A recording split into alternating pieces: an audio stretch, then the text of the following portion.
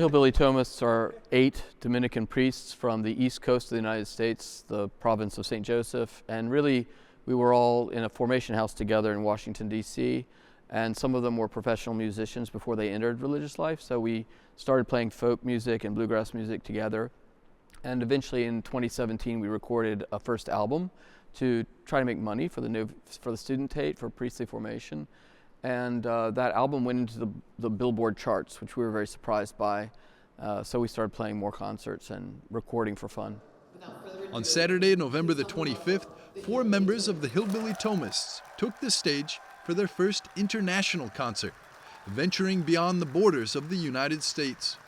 Drawing a crowd of more than 600 attendees, the event unfolded in the historical Aula Magna of the Pontifical University of St. Thomas Aquinas in Rome, in a captivating blend of beauty and bluegrass. Father Thomas Joseph, especially the rector of this esteemed institution, tends to find clever ways to insert even some kind of specific points of Thomistic philosophy and theology in his lyrics. So he has one song called The Power and the Glory, where he refers to some of the finer points of Thomistic metaphysics. The real distinction between essence and existence and participation, and he likes to say that we're trying to bring together 2 venerable traditions. The venerable tradition on the one hand of American bluegrass and folk music, and on the other hand the venerable tradition of Thomistic philosophy and theology. So.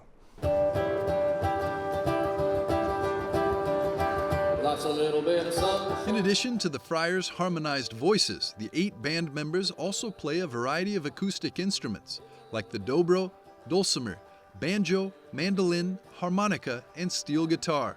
What started as a joyful celebration of life has now transformed into something with a greater purpose. It didn't begin from a sort of desire to, be reaching tons of people or anything. It just it was because we enjoyed playing music together. It was a way to kind of take a break from study, and but the more we kind of realized that people liked listening to it, we began to see that it could be a real apostolic opportunity. The order of the Dominican order is the order of preachers, and so we are very aware that a lot of people who are listening to our music, they might be very engaged with their faith, but we hear from people too who are not so engaged with their faith, or who are still kind of searching for the truth, and maybe haven't yet found it in Christ and in His church. So it's a great joy to hear from people who listen to our music, and it makes them think about some of these higher things, and hopefully begins to at least give them some hope to cling to, and some begin to think about coming to faith.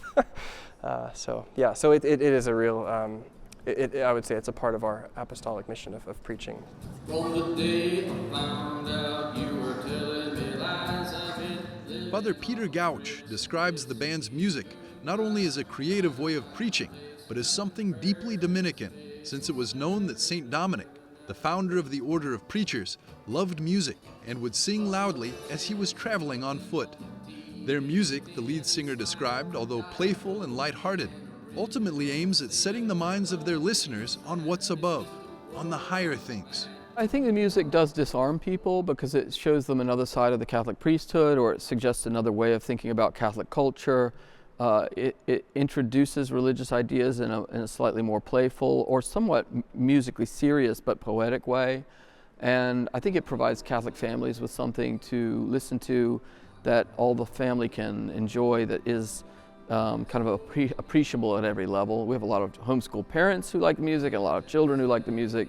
But we also find it does open doors to conversation with non-Christians.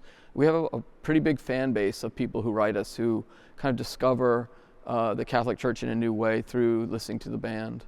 So we put a little gasoline in the tank of a Chevrolet, put songs on the radio, sound on all the I think it's part of our human nature to love beautiful things, and to desire to sort of have our intellects delight in beautiful things. And so if our music can be an occasion for that for people, then that's a great joy for us.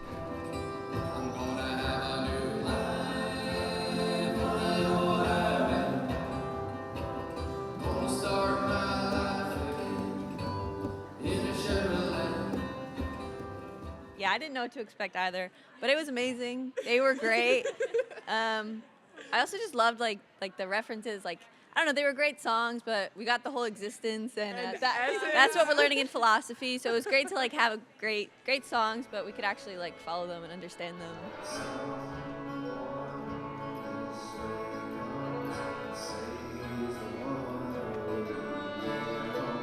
Was it your first bluegrass concert? I have to say it was, and I hope it's not my last.